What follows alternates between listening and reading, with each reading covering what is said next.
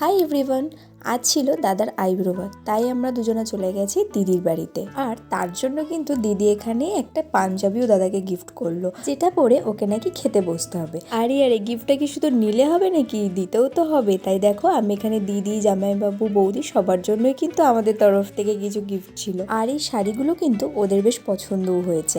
এদিকে দেখো, পাঞ্জাবিটা পরে কিন্তু বেশ ভালো লাগছিল, কিন্তু এক সাইজ বড় হয়ে গেছিল ওর গায়ে। দেখো কত কিছু আয়োজন করেছে, আমি বুঝতে পারি না যে আইব্রো ভাতে এত কেন আয়োজন করে। একজনের পক্ষে এত খাবার খাওয়াটা হয়তো পসিবল হয়ে ওঠে না। বুঝতেই পারছি যারা যারা আইব্রো ভাত খাচ্ছ তাদের কতটা কষ্ট হচ্ছে। বিশেষ করে আমার মতে মনে হয় আশীর্বাদের সময় ওই মিষ্টিটা খেতে খেতে যেন পেটটা ভরে যায়। কিন্তু যাই বলো, এটা কিন্তু একটা আলাদাই মজা। যাক, সবার এই আশীর্বাদে ওর নিউ লাইফটা যেন খুব ভালোভাবে কাটে, এটাই আমরা সবাই চাইবো। চলো এবার বলি মেনুতে কি কি আইটেম ছিল। প্রথমেই ছিল ভাতের সঙ্গে 5 রকমের ভাজা, ভেজ ডাল, চিংড়ি মাছ, ইলিশ মাছ, পমফ্রেট মাছ, চিকেন কষা, মাটন কষা, সালাড, মিষ্টি, চাটনি, পাঁপড়, আরও কত কিছু, সে আর বলে আর শেষ করতে পারছিলাম না।